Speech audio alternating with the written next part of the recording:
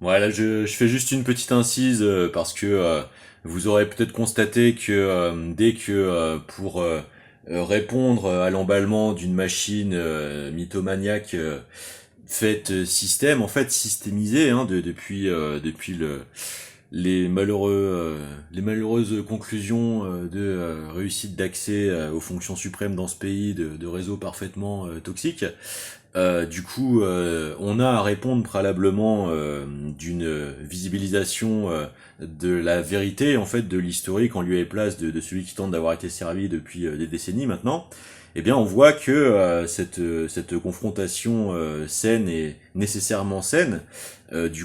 active les réflexes attendus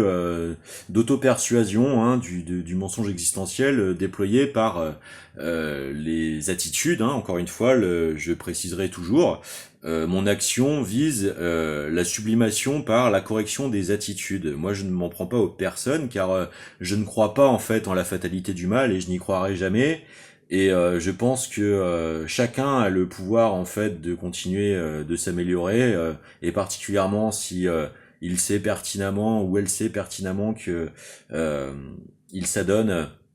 à ce qui est contre sa vérité profonde et c'est de par ce rapport que il ou elle contribue directement à perpétuer la chaîne de la dégradation des conditions du réel et donc c'est ça l'objectif permanent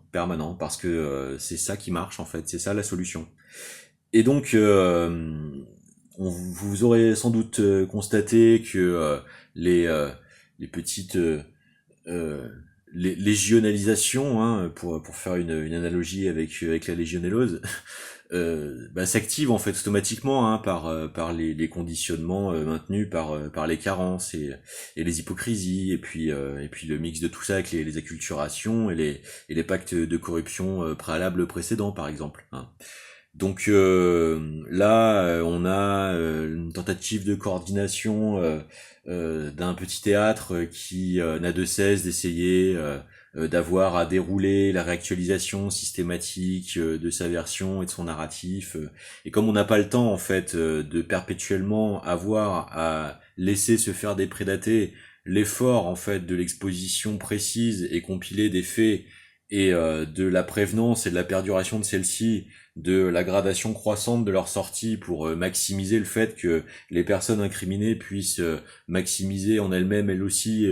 le mieux possible préalablement la capacité de sublimation de leurs erreurs passées, eh bien on ne peut pas en fait plébisciter la perduration et le laisser-faire de l'apologue de l'autoplébiscite en fait de cette actualisation permanente de tentatives de superposition à la réalité des impostures, des mensonges existentiels. Alors, puisque la semaine dernière a été promis par certains cénacles médiatiques le fait qu'on allait passer de l'explication en fait par un jeune troubadour dans un rôle de bouffon les règles du Uno à celles du jeu télé Pyramide, c'est le moment de cette petite incision. Donc, si vous voulez, autant tout à fait l'affaire Pépita de l'ignominie en fait de l'attitude de l'époque de Patrice Laffont au moment de l'émission de Fort Boyard et salutairement nécessairement à critiquer aujourd'hui pour en sublimer les hérédités et permettre que les chaînes de cette hérédité comportementale ne se reproduisent pas et continuent d'alimenter la souffrance dans les évolutions des rapports aujourd'hui. Autant Pépito, c'est le nom de baptême qu'un réseau que j'ai eu aux fesses qui a été fait déprédater euh, mes amitiés adolescentes de l'époque dans un vaste système de ce qui serait être une stratégie de tentative de destruction psychoaffective.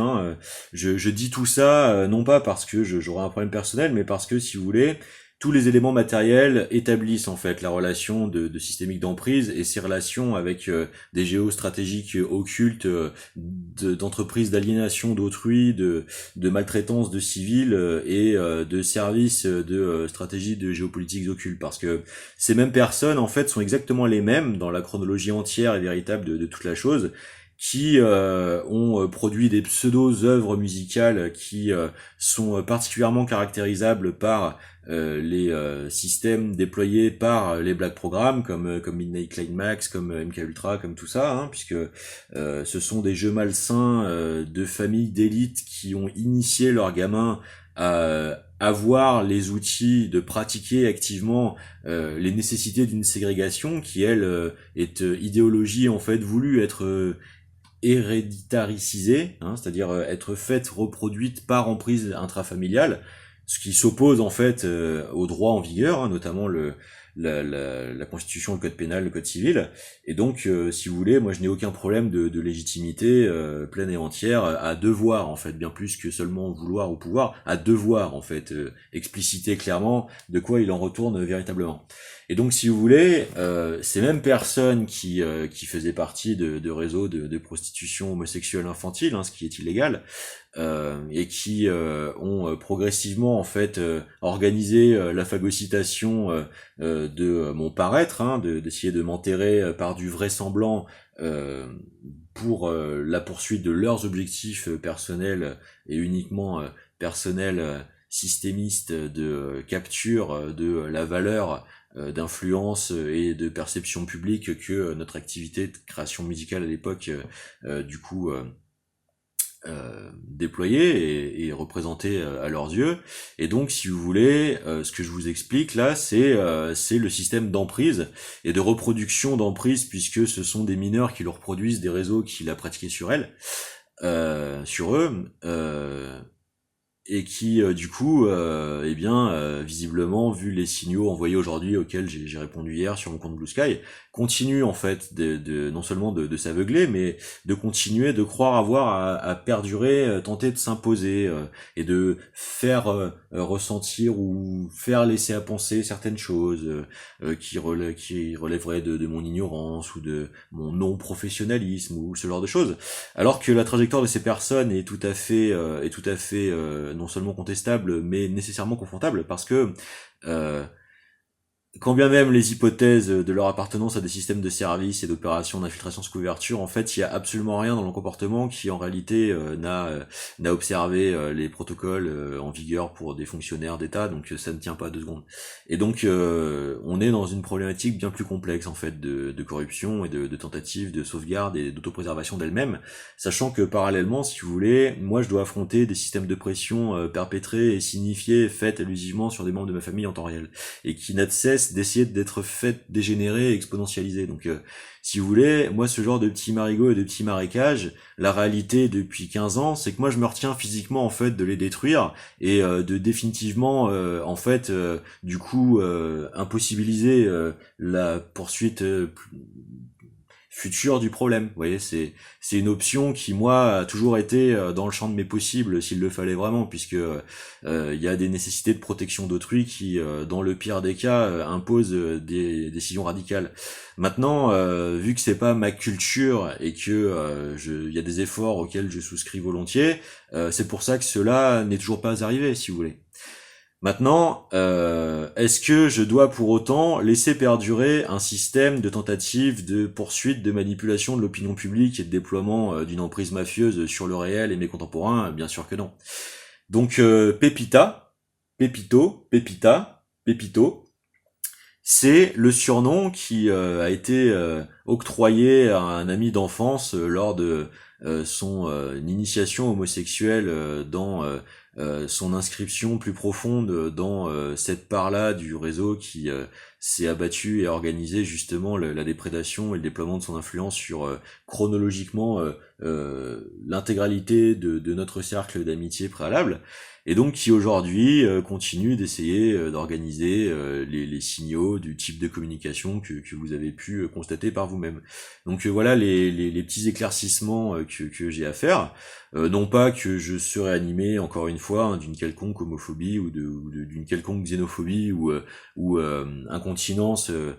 discriminatoire chez moi. Non, non, c'est absolument pas de ça dont il s'agit. Moi, j'ai aucun problème avec les libertés et les différences naturellement existantes d'orientation sexuelle dans l'état de nature. Il y a pas de souci. Non, non. Moi, j'ai un problème avec la perversité, avec l'hypocrisie, avec la mythomanie, avec l'obsession, avec l'acharnement et avec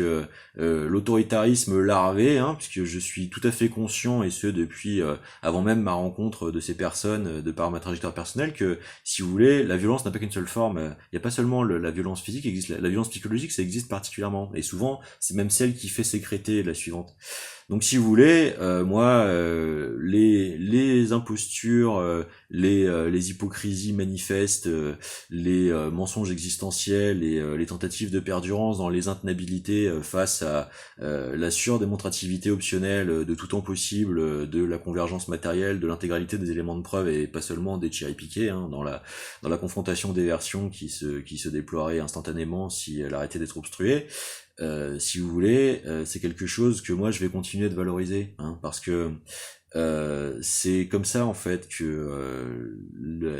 la bestiole tapie dans la nature humaine susceptible de se déployer plus que de raison et de faire tout confondre sous la contrainte et non sous la défense du libre choix, c'est quelque chose que les civilisations protègent depuis la nuit des temps,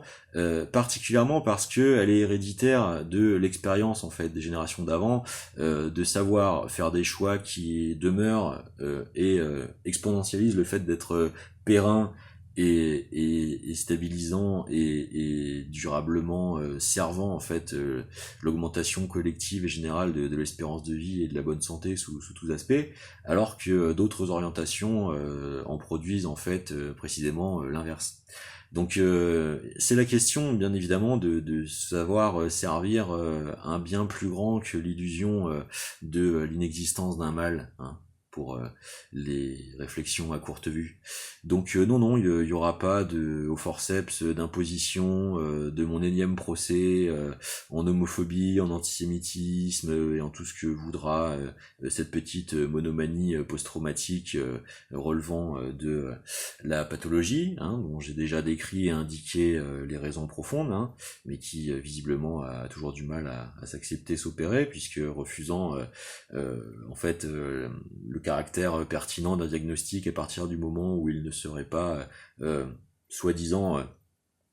produit de bonne foi et de bonne intention, hein. Et donc si vous voulez, à ce moment-là c'est plus mon problème, hein. Moi j'ai pas à subir les foudres d'une personne qui refuse de se soigner, hein. Maintenant je pense que effectivement ça reste un exemple de comment le cocktail détonnant en fait d'acculturation, d'instabilité identitaire familiale préalable, de drogue dure, d'imposture et d'hypocrisie en fait ne mène qu'à la dévastation. Mais si vous voulez, c'est pas quelqu'un qui fait usage de faux sur ses diplômes pour s'offrir une vie dont il n'a pas en fait l'équité de légitimité en regard des concours nationaux d'accès par rapport à ceux qui se cassent le cul à les passer et qui utilise en fait la mise en scène de sa propre orientation sexuelle puisque était tout à fait poursuivant des relations hétérosexuelles avant et satisfaites avant de soi-disant se réinventer plus tard absolument excusez-moi les certaines difficultés économiques par lesquelles je dois trouver les ressources de passer conséquence des opérations de sabotage multiples et multirécidivées de mes intégrations professionnelles me font quelquefois passer par des phases de régime alimentaire de survie et donc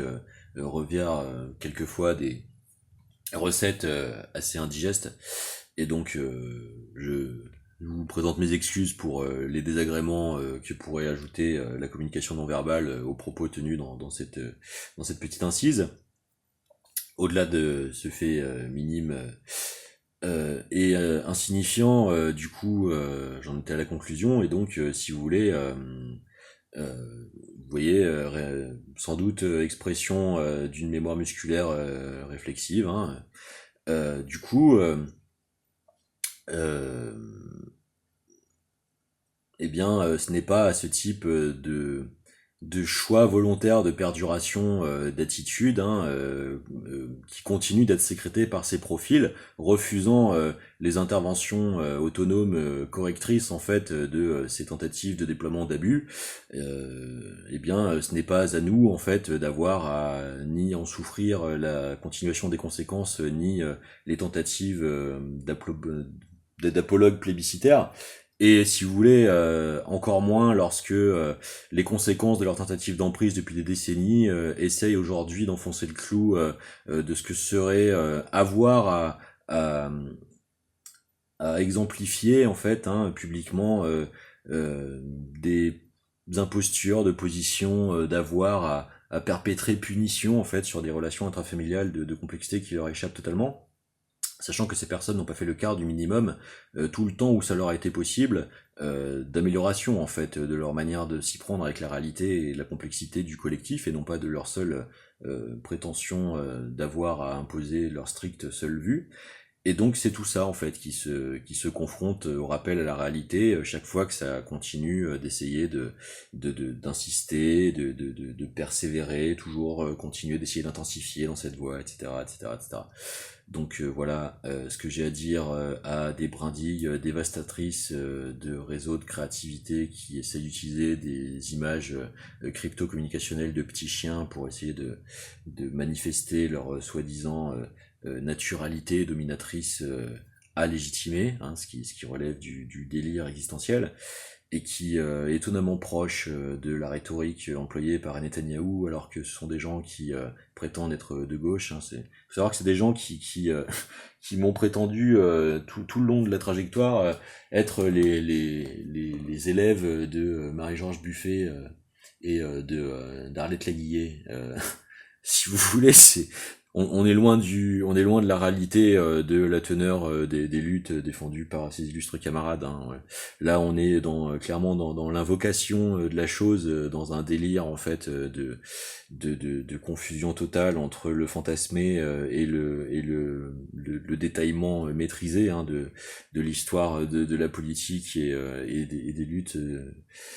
militante, ça cadre totalement avec le tableau général de ce que j'ai pu avoir à voir des personnes. Il y a clairement des cas de dissociation et de dissonance cognitive entre le cru mené et l'effectivisé dans les faits. Il y a de très très gros problèmes et de lourds problèmes de relativisation des points de vue entre la monomanie et la factuellement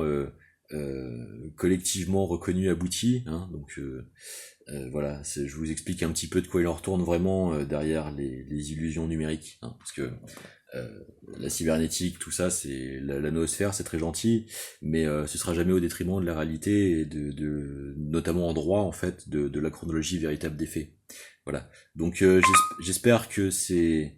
ces nécessaires débuts d'insistance permettront l'arrêt définitif de cette tendance, fort bien pénible, même si elle est dérisoire. Voilà, à un moment, faut comprendre en fait que il y a des lois qui précèdent l'existence de ces sinistres personnes, et si elles ne veulent pas continuer d'être sinistres, eh bien elles n'ont qu'à faire les choses dans l'ordre.